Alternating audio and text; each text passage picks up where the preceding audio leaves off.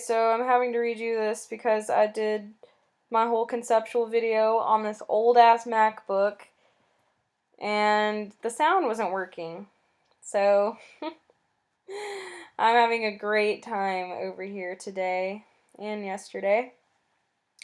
I'm going to do my conceptual video first, and then later I'm going to record my RVideo. And so, yeah, I'm just going to talk about, like, what it is and all of that stuff in this video. And I'll also talk about my data.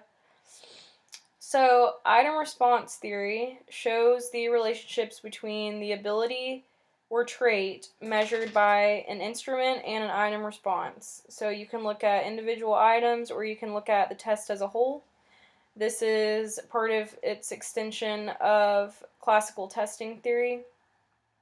So the items can be dichotomous, where you're dealing with two categories, obviously, or it can deal with multiple categories. Polytomous,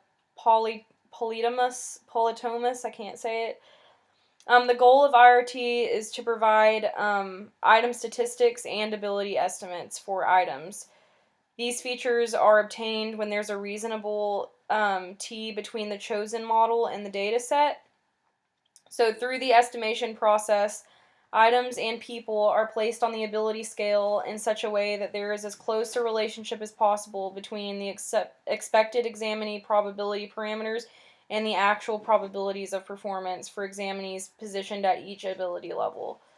Item parameter estimates and examinee ability estimates are revised continually until the maximum agreement possible is obtained between predictions based on the ability and item parameter estimates and the actual test data. For each model that you test, you're going to need three primary pieces of information. This is the estimates of ability scores, summary plots, and a test of model fit. There are various models that you can test using IRT, like we talked about in class. There's the one parameter logistic model, the two parameter logistic model, all these other ones. You can compare models using different methods. A lot of people use ANOVA to compare models and figure out like which is best. I'm not going to do that in this assignment. At the core of all of the IRT models is the item response function, otherwise known as IRF.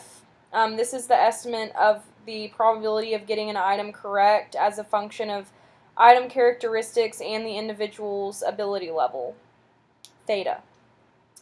These item response functions are defined by a logistic curve. That was the S shape from 0 to 1 that we talked about and saw in class. So the one parameter logistic model, which is what I'm going to be running here, is the simplest form of IRT model under the RASH model.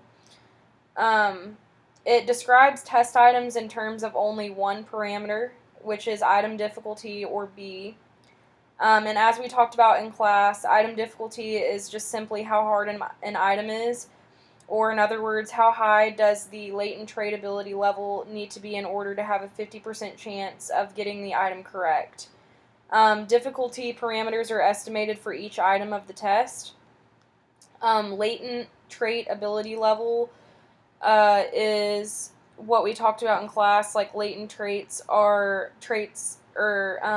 abilities that can't be directly measured. So IRT assumes that scale items are a proxy for an underlying ability or trait. So we're basically making inferences based on item responses as to what someone's true score is. So, about my data here. So, I have data from a multiple choice test designed to evaluate applicants for a police academy entrance exam. And I have a portion of the test that measures spatial orientation.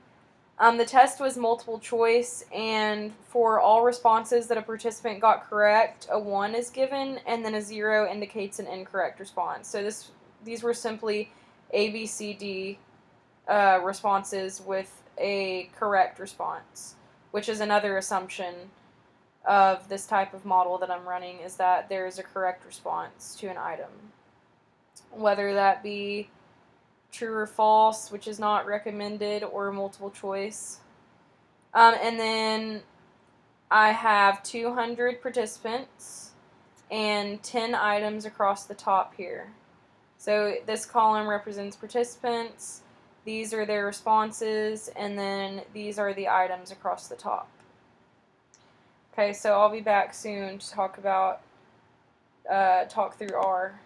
I'm still trying to work it through, considering this computer is from 2011 and not all R versions are compatible, so I've been through hell trying to figure out how to get it on here and working. Okay, bye, over.